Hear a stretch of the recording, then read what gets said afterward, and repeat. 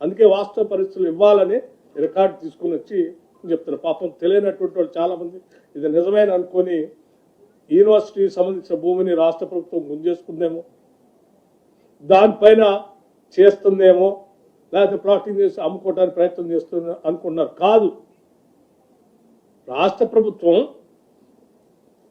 ఆనాటి ప్రభుత్వం సరే ఎక్స్చేంజ్లో ఆ ల్యాండ్ యూనివర్సిటీకి వస్తే యూనివర్సిటీ వాళ్ళు బాగానే ఉన్నారు, వాళ్ళ ల్యాండ్ వాళ్ళకి వచ్చింది. కానీ ఈ 400 ఎకరాలు ఎక్కడ పోయింది? ప్యాట్రా బిల్లీరావు అనేటువంటి ఐఎంజీ భారత్ అని ఒక ఫ్రాడ్ కంపెనీకి పోయింది.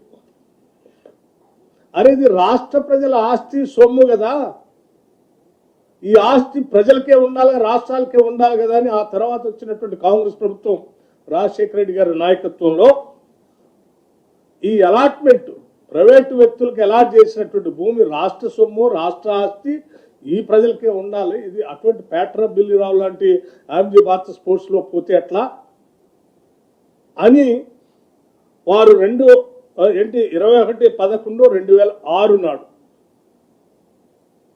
ఆనాటి కాంగ్రెస్ ప్రభుత్వం దీన్ని క్యాన్సిల్ చేసింది.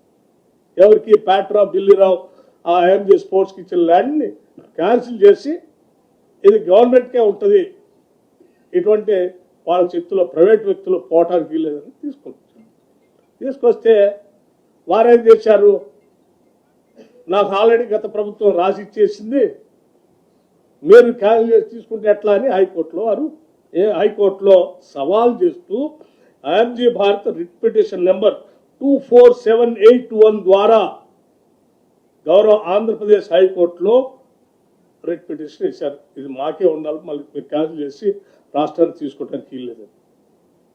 అంటే ఒక ప్రైవేట్ వ్యక్తి రాష్ట్ర ప్రభుత్వాన్ని తీసుకున్న ఆస్తిని లేదు నాకే ఉండాలి, నాకు గత ప్రభుత్వం ఇచ్చింది నువ్వు ఎట తీసుకుంటావు అని రిట్ పిటిషన్ వేసింది. ఆ రిట్ పిటిషన్ వేస్తే కాంగ్రెస్ ప్రభుత్వం ఆ రోజు క్వశ్చనే లేదు, ఇది ప్రజల ఆస్తి, ప్రజలకే ఉండాలి, రాష్ట్రానికే ఉండాలని గట్టిగా ఆనాడు హైకోర్టులో కొట్లాడుతూనే వచ్చింది.